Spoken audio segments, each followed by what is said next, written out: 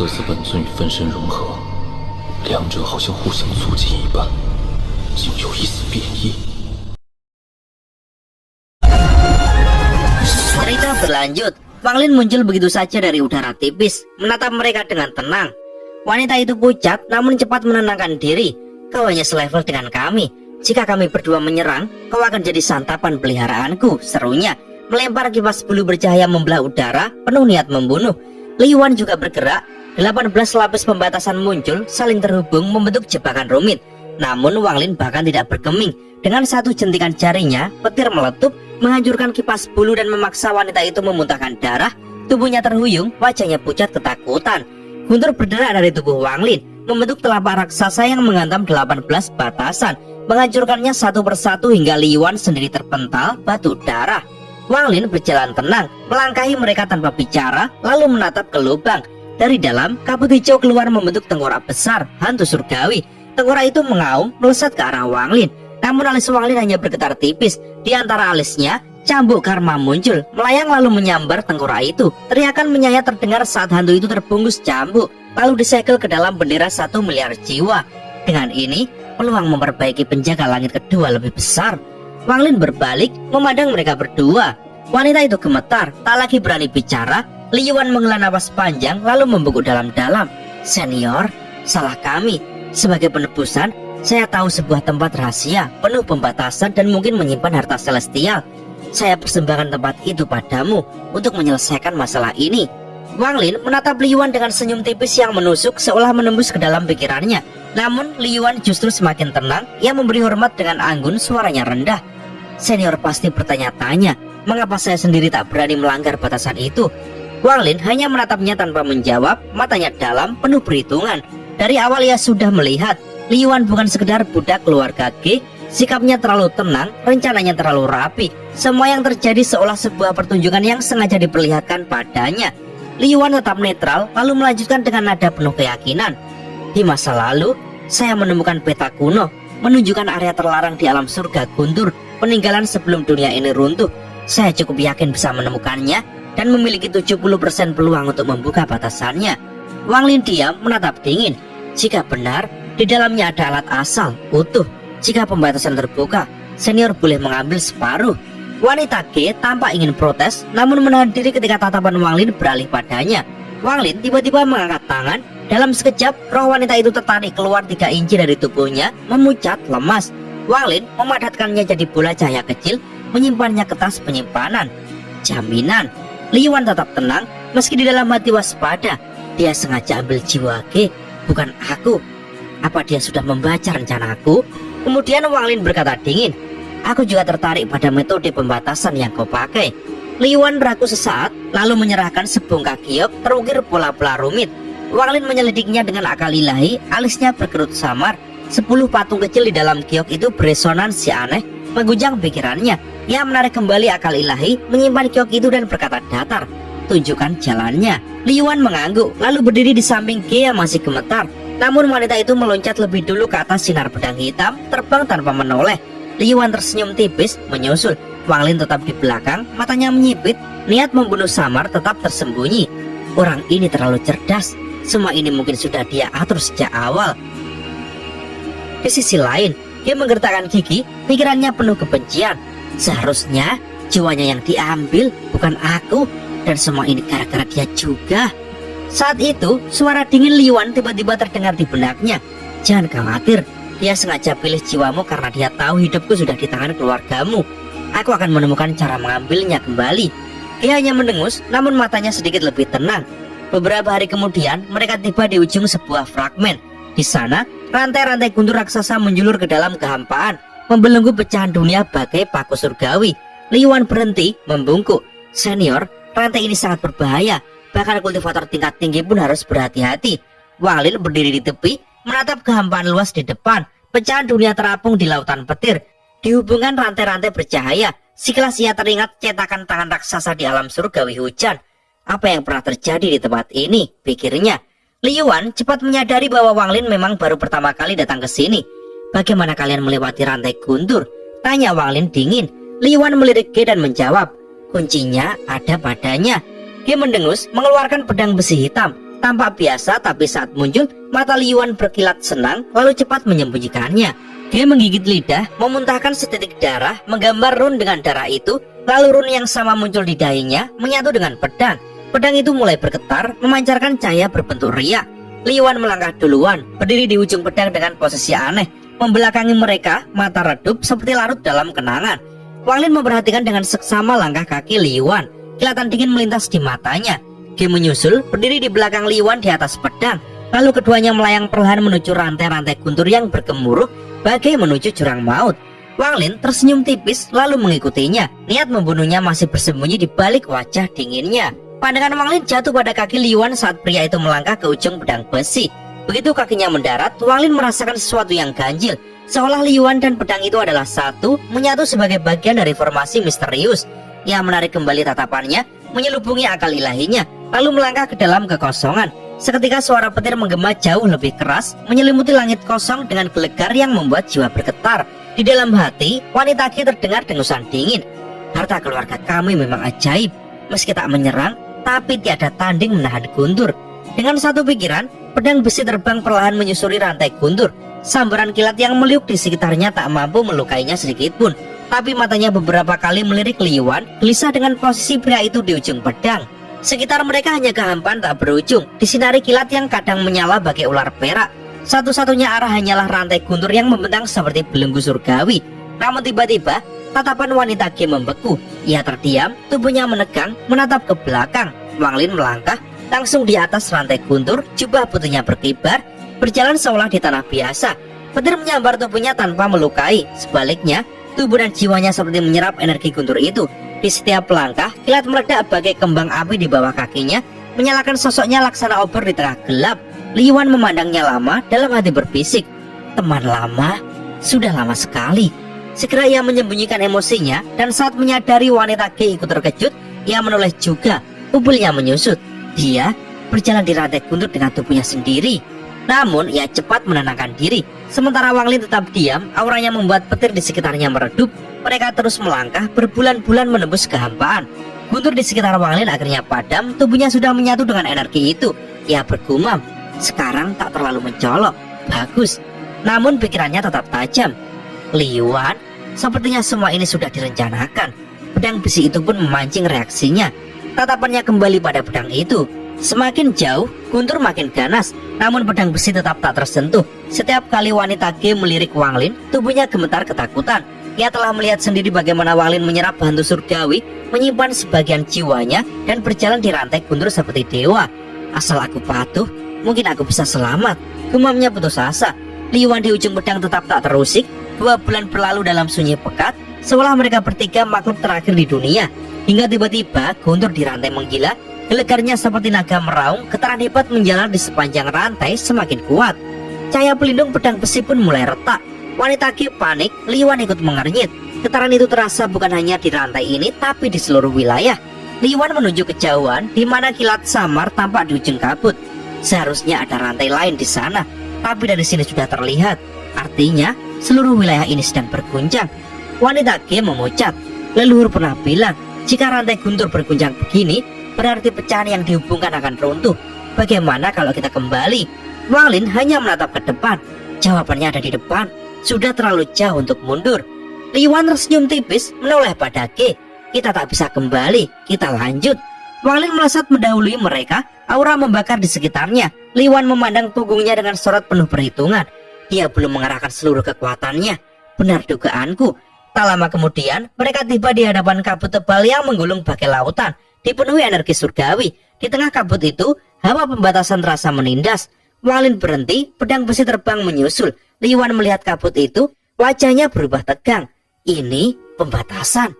Wang Lin sudah merasakannya sejak awal. Ia berkata dingin, bisa kau pecahkan?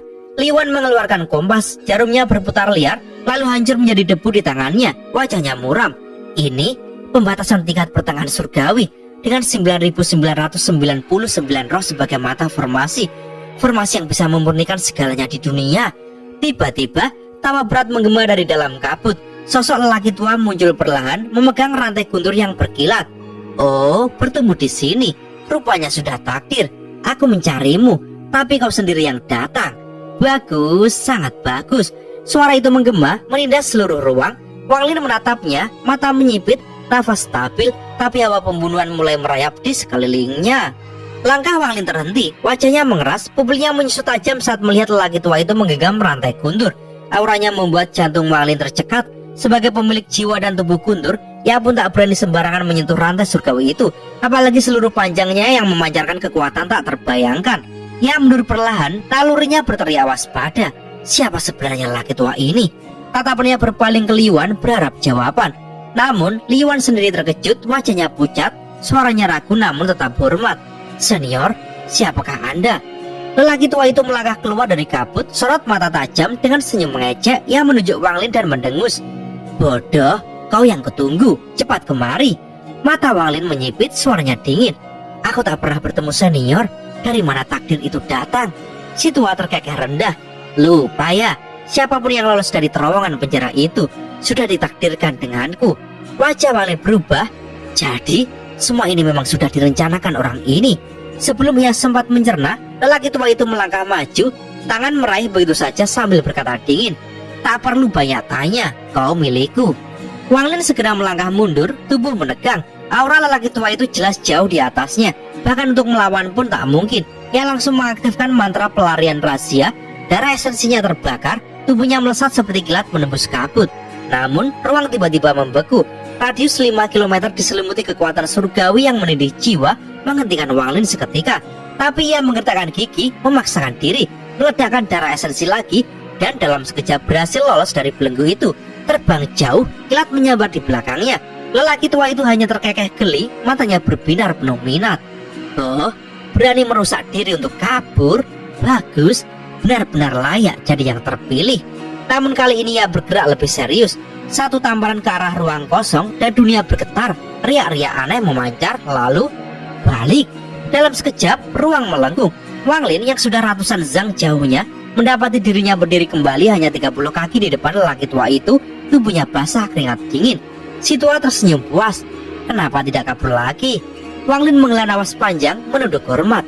Senior, kultivasiku terlalu rendah, tak sanggup memenuhi kehendak Anda. Si tua melirik tas penyimpanannya dan tertawa kecil. Bukan dirimu yang kubutuhkan, tapi binatang gunturmu. Pinjam sebentar, nanti ku kembalikan. Tanpa bisa melawan, Wang Lin hanya menyaksikan binatang guntur keluar dari tasnya, diseret begitu saja. Namun ia mengepalkan gigi, nadanya dingin. Senior, dengan kekuatan sebesar itu, mengapa harus mengambil milik junior dengan cara begini? Lelaki tua itu berhenti untuk pertama kalinya menatap Wang Lin dengan sorot kagum. Kau masih berani protes? Bagus, kalau begitu kuimbangi. Ia membentuk bola cahaya, meludahi sedikit energi misterius ke dalamnya, lalu melemparkannya ke dada Wang Lin. Begitu cepat tak bisa dihindari. Nah, sekarang adil. Sambil tersenyum puas, ia melambaikan lengan bajunya.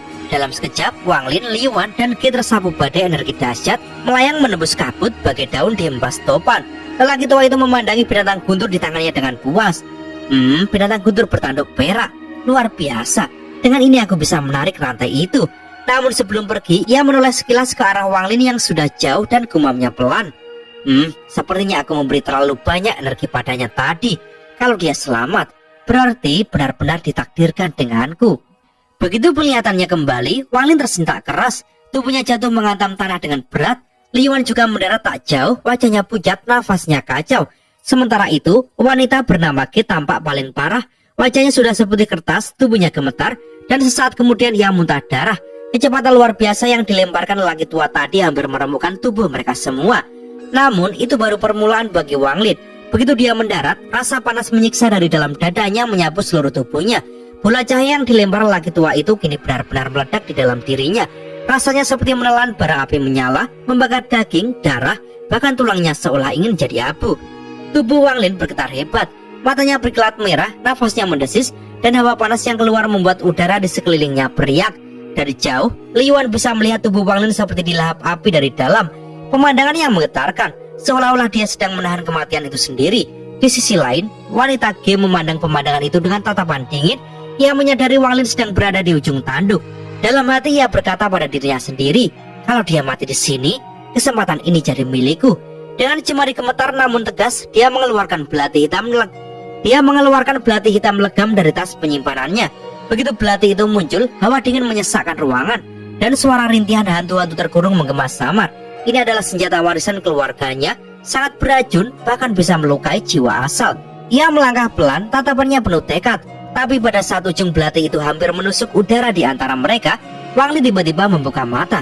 Mata itu bukan lagi dipenuhi kilat, melainkan api. Api yang dalam, ganas, seperti bara di dasar gunung berapi. Dengan suara serak, ia menatap wanita itu dan berkata pelan namun tajam, "Belati itu tidak buruk, serahkan padaku." Wanita bernama Ge tertegun, tubuhnya langsung membeku. Tatapan itu seakan menembus jiwanya, jantungnya seolah diremas. Dalam ketakutan, ia mundur beberapa langkah, suaranya bergetar. Ya. Ia menjatuhkan belati itu ke tanah. Wang Lin menutup matanya sebentar lalu membukanya lagi. Api di matanya memudar kembali jernih. Dengan satu gerakan ringan, belati itu terbang ke tangannya. Ia menatapnya sekilas lalu memasukkannya ke tas penyimpanan. Namun, rasa sakit dari bola cahaya itu tidak berhenti. Tubuhnya masih seperti dibakar dari dalam, hingga dagingnya mengeluarkan suara gemeretak. Anehnya, bukannya melemah, kultivasinya justru meningkat pelan-pelan. Ia bisa merasakan jarak menuju puncak tapas Genden semakin dekat. Namun, rasa sakit itu luar biasa, cukup untuk membuat orang biasa gila. Untungnya, setelah ribuan tahun hidup, jiwa Wang Lin sudah setangguh batu karang. Ia tetap berdiri, wajah netral, seolah tak terjadi apa-apa. Dia melirik ke arah Li Yuan, lalu bertanya dengan nada dingin namun tenang, "Li Yuan, tempat yang kau maksud, apakah ini fragmen?" Li Yuan terkejut mendengar suara Wang Lin yang sudah stabil, lalu menunduk hormat. "Junior, belum yakin. Aku harus sampai ke pusat fragmen untuk memastikan." Wang Lin hanya mengangguk ringan. Dengan isyarat singkat, Li Yuan segera terbang lebih dulu, disusul Ge yang kini lebih mirip bayangan ketakutan, selalu menghindari tatapan Wang Lin yang tajam. Wang Lin berjalan di belakang mereka dalam diam. Ia tidak membunuh wanita itu karena tahu dia adalah kunci. Dan Li Yuan, dia yakin, menyembunyikan sesuatu yang lebih besar dari sekedar pedang besi dan batasan. Pasti ada karma yang belum terungkap. Sambil berjalan, Wang Lin merenung. Ia tak tahu apakah harus bersyukur atau membenci lelaki tua itu. Di satu sisi, ia diberi kesempatan langkah, meski dengan rasa sakit mengerikan, kultivasinya melonjak. Di sisi lain, lelaki tua itu telah mempermainkannya, mengambil binatang kudus dan mempermalukannya di depan semua orang. Ia menghela napas dalam hati, lalu mengabaikan semua itu. Sebaliknya, ia membiarkan rasa sakit itu membakar lebih hebat, membiarkan tubuhnya dimurnikan, kotorannya terbakar habis, seperti besi ditempa menjadi pedang. Dari jauh, bahkan tampak api samar-samar membungkus tubuhnya, seolah-olah dia benar-benar terbakar. Li Yuan yang terbang di depan diam-diam memperhatikan melalui pembatasan di antara alisnya. Dia bisa melihat kondisi tubuh Wang Lin dengan jelas. Dalam hati ia berkata dingin, "Jika dia benar-benar menembus ke tahap yin ilusi sebelum waktunya, semua rencanaku bisa berantakan. Aku tidak boleh ragu lagi." Waktu berlalu. Sebulan kemudian, mereka tiba di pusat fragmen yang pertama. Li Yuan berhenti, mengamati sekeliling, matanya menyipit saat mencocokkan peta di pikirannya. Setelah lama, ia bergumam dengan nada pelan, "Bukan di sini. Harus ke timur." Wang Lin hanya menatapnya, matanya tenang. "Pimpin jalan." Tanpa kata-kata lagi, Li Yuan melesat, diikuti Wang Lin dan wanita Ge. Kali ini, Li Yuan tidak lagi mencoba mengulur waktu. Rantai guntur lain muncul untuk menyeberang ke pecahan berikutnya. Waktu berjalan 3 bulan, mereka melewati 4 pecahan, melintasi kekosongan, badai petir, dan kabut misterius. Hingga pada suatu hari, mereka tiba di depan sebuah gunung menjulang tinggi, dikelilingi petir berkilauan yang menari seperti ular perak. Mata Li Yuan memancarkan kilat tipis. Ada kegembiraan yang amat tersembunyi di dalamnya. Ia berhenti, menatap gunung itu, lalu bergumam dengan nada penuh makna, "Inilah tempatnya." Di belakangnya, Wang Lin berdiri diam. Api samar masih membungkus tubuhnya, namun di balik ketenangan wajahnya, sebuah badai besar sudah siap meletus kapan saja. Pandangan Wang Lin tenang saat ia menatap gunung itu. Tingginya tak terbayangkan, ujungnya hilang menembus awan, seolah puncaknya membuka jalan menuju alam semesta lain. Dari dalam gunung, Wang Lin merasakan aura kuno, nafas purba yang seperti jiwa gunung itu sendiri. Di belakangnya, Ge juga menatap gunung itu, tubuhnya bergetar. Tatapannya tak sengaja jatuh ke punggung Li Yuan yang berdiri di depannya.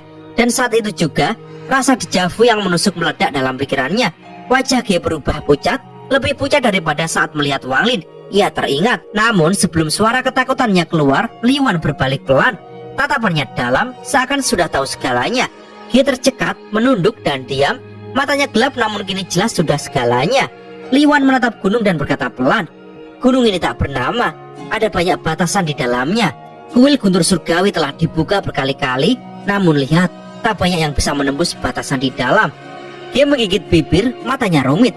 Gunung ini akrab dan asing baginya di saat yang sama. Kenangan samar yang dulu disangka legenda kini tersingkap nyata di hadapannya. Senyum getir tersungging di wajahnya. Semua jelas sudah.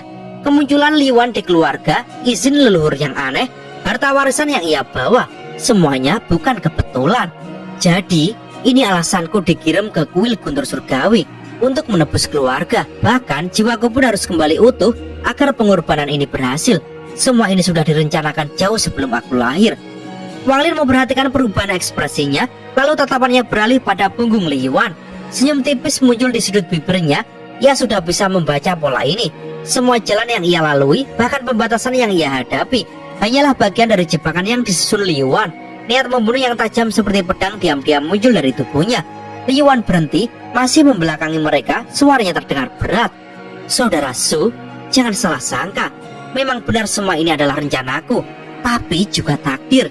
Nada bicaranya berubah seolah mereka sudah lama kenal. Wang Lin menatap dingin dan bertanya pelan, apa yang ada di puncak gunung ini? Li Yuan diam sebentar, menatap puncak yang menembus awan. Suara lirih keluar dari bibirnya. Tuanku ada di sana. Wang Lin mengerutkan kening. Li Yuan pun berbalik, auranya kini jauh berbeda, lebih gelap dan tegas, namun senyumnya tipis. Saudara Su, dengan kekuatanmu saat ini, kau tak mungkin keluar dari sini tanpa izin dariku. Wang Lin menyeringai tipis, suaranya dingin. Pembatasan 18 belum. Aku tahu 1-2 hal tentang itu. Li Yuan terkejut, sorot matanya berubah serius. Oh, tidak banyak yang mengenalnya. Kau memang menarik, Saudara Su. Namun, Wang Lin hanya melangkah maju. Jadi benar, kau gunakan pembatasan 18 belum. Bayangannya berkedip dan sosok penjaga surga raksasa muncul dari balik bayangan. Tinju raksasa itu menghantam kekosongan di belakang mereka dengan dentuman menggetarkan. Puncak gunung berguncang, pusaran besar terbuka, terbentang keluar. Penjaga surga itu menarik tinjunya kembali tenggelam dalam bayangan Wang Lin. Wang Lin berdiri diam, wajahnya datar namun tajam seperti mata pedang. Tempat ini tak bisa menjebakku. Wajah Li Yuan mengeras, ia menatap Wang Lin lama, lalu tersenyum pahit. Ternyata aku meremehkanmu, tapi bahkan dengan boneka itu. Wang Lin mengangkat jarinya, sebuah untayan tipis energi pedang Ling Tianhou melesat keluar. Pedang itu menyanyi pelan saat melintas udara, berhenti tepat di antara alis Li Yuan. Puncak gunung kembali bergetar, udara terbelah, guntur di sekitar mereka mendadak mereda. Suara Wang Lin dingin mengiris. Bagaimana jika aku tambahkan ini? Li Yuan memejamkan mata sejenak, lalu membuka kembali. Tatapannya berubah lembut namun penuh perhitungan. Karena Saudara Su sudah menunjukkan niatmu, aku mengerti. Kau anggap tawaran yang kuberikan tak cukup. Katakan saja apa yang kau inginkan. Mata Wang Lin menyipit, memantulkan kilatan aneh. Semua ini sudah ia perhitungkan. Senyum tipis tersungging di wajahnya. Rencana Li Yuan akhirnya dipaksanya untuk terbuka. Dan cerita pun bersambung.